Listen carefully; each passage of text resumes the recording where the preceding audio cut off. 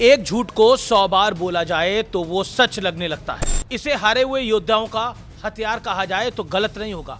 बात स्पष्ट है कि जब लड़ाई में किसी से जीत ना सको तो उसे बदनाम कर दो, ये पुरानी कहावत है। हालांकि सच की खासियत यह है कि वो एक ना एक दिन बाहर जरूर आता है, 7 समंदर पार से आए या कहीं और से आए। और झूठ की खासियत यह है कि वो बिना मेहनत के उपलब्ध है, इसलिए हमेशा ट्रेंड में रहता है। सियासत में तो इसकी काफी डिमांड है, खासतौर पर आज के युग में, आज के दौर में, जब पूरे विपक्षी खेमे में करीब 12 साल से घनघोर अंधेरा पड़ा हो या फिर सूखा पड़ा हो। अब सामने नरेंद्र मोदी जैसा मजा हुआ खिलाड़ी हो तो ना झूठ चलता है और ना ही षड्यंत्र। सवाल है कि क्या हार पर हार विपक्ष और खासतौर पर कांग्रेस और राहुल गांधी झूठ वाले ट्रैक पर ले आई है? कम से कम बीजेपी के तो यही आरोप हैं। आज इसकी मैं पड़ताल करने जा रहा हूं।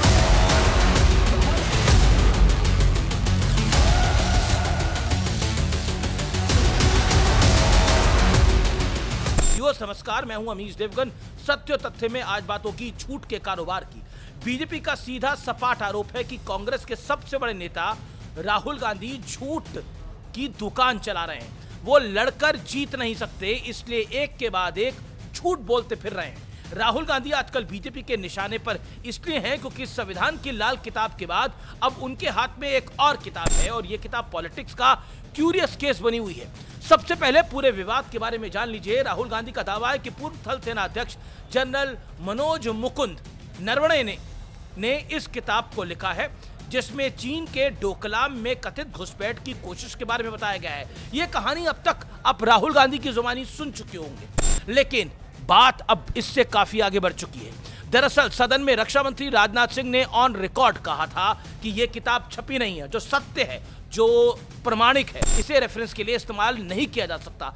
तथ्य यही है कि इस किताब को रक्षा मंत्रालय की स्वीकृति यानी परमिशन नहीं मिली, एमओडी यानी मिनिस्ट्री ऑफ डिफेंस की परमिशन नहीं मिली है। लेकिन राहुल गांधी पार्लियामेंट में इस किताब की कथित पब्लिश कॉपी के साथ पहुंच गए। उनका दावा है कि किताब ऑनलाइन उपलब्ध है।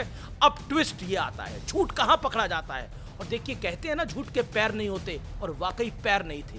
जिस कंपनी ने किताब को छापा उसका नाम है पेंगुइन इंडिया। पेंगुइन इंडिया ने भी किताब के पब्लिश होने से इनकार कर दिया है। राहुल गांधी ने बात यहां भी खत्म नहीं होने दी। वो एक बार फिर मीडिया के सामने आते हैं और अब की बार क्या कहते हैं? बोलते हैं कि जनरल नरवणे ने 2023 में एक्स पर इस बात की जानकारी दी थी कि प्री बुकिंग शुरू हो गई है। अब ईश्वर बचाए, इस पर पेंगुइन इंडिया ने जवाब दिया। पेंगुइन इंडिया के मुताबिक प्री बुकिंग का मतलब यह नहीं कतई होता कि किताब पब्लिश हो चुकी है। जैसे प्री बुकिंग होती है फिल्म की टिकट की, इसका मतलब थोड़ी फिल्म रिलीज हो चुकी है। प्री बुकिंग कोई हफ्ता भर पहले भी करा सकता है, कोई 10 दिन पहले भी करा सकता है, लेकिन प्री बुकिंग का मतलब किताब रिलीज हो गई है नहीं होता, उसको पब्लिश नहीं माना जाता। जब किताब बिक्री के लिए रिटेल चैनल्स के पास उपलब्ध हो, यानी 24 घंटे में पेंगुइन 2 बार राहुल गांधी के दावों को सिरे से खारिज कर चुका है। अब तो और बड़ी बात हो गई, पेंगुइन इंडिया ने तो करा ही करा, जनरल नरवणे ने पेंगुइन इंडिया के ट्वीट को रीट्वीट कर दिया, यानी एक्स पोस्ट को दोबारा रीपोस्ट कर दिया और सीधे तौर पे कहा कि मैं उनकी बात से सहमत हूं। अब राहुल गांधी पेंगुइन इंडिया की नहीं बात मानेंगे, रक्षा मंत्री की नहीं बात मानेंगे, ओम बिरला की बात नहीं मानेंगे, लेकिन जनरल नरवणे की बात पर तो भरोसा है। तो दर्शकों, ब्रेकिंग न्यूज ये है कि पूर्व आर्मी चीफ जनरल नरवणे ने भी अब यह कह दिया है कि जो पेंगुइन ने कहा, किताब का स्टेटस वही है और ये सत्य और तथ्य है। अब राहुल गांधी के दावों का क्या होगा पता नहीं, मुझे नहीं पता, लेकिन इस बात की जान जरूर होगी कि उनके पास वो किताब कहां से आई। दिल्ली पुलिस इस काम में जुट गई है। ये सीधा सीधा violation of copyright act and official secrets act है। ये बहुत बड़ा इल्जाम है। सवाल राहुल गांधी की मंच पर भी उठ रहा है, क्या वो डेलिबरेटली झूठ बोल रहे थे? क्या राहुल गांधी का मकसद केवल सनसनी फैलाना था, यानी कहीं ना कहीं हल्ला मचाना? बीजेपी राहुल गांधी को सीरियल लायर कह रही है और नेशनल एम्बैरेसमेंट यानी राष्ट्रीय शर्म की बात कह रही है। वैसे ये पहला मौका नहीं है, इससे पहले भी श्रीमान राहुल गांधी पर देश को गुमराह करने और झूठ बोलने के कई गंभीर आरोप लग चुके हैं। जैसे कि 2024 के लोकसभा चुनाव में वो संविधान की लाल किताब लेकर घूमते थे। राहुल गांधी का दावा था कि अगर बीजेपी सत्ता में आई तो मोदी संविधान को बदल देंगे। उन्होंने इसी से जोड़कर अल्पसंख्यकों, दलितों और पिछड़ों को लेकर भी कई दावे किए थे। मोदी लगातार तीसरी बार सत्ता में आए और लगभग 2 साल उनको सत्ता में होने वाले हैं कुछ महीनों बाद, लेकिन संविधान में कोई बदलाव नहीं है, किसी का कोई अधिकार नहीं छीना गया है। इसके बाद राहुल गांधी ने 2024 में ही महाराष्ट्र चुनाव के दौरान वही लाल किताब खूब लहराई। बीजेपी के आरोप है कि 7 नवंबर 2024 को जो नागपुर में रैली हुई थी, उस चुनावी सभा में जो लाल किताबें बटी, जिसे संविधान की किताब कहा जा रहा था, उसके पन्ने खाली थे। नवंबर 2024 को खुद प्रधानमंत्री नरेंद्र मोदी एक रैली में इस बात का जिक्र कर चुके हैं।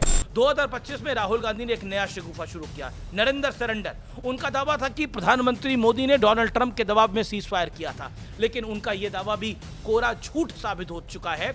और इस बात की गवाही तो एक बार नहीं, कई बार पाकिस्तानी नेताओं ने वहां टीवी चैनलों पर दिए गए इंटरव्यू में कर दी।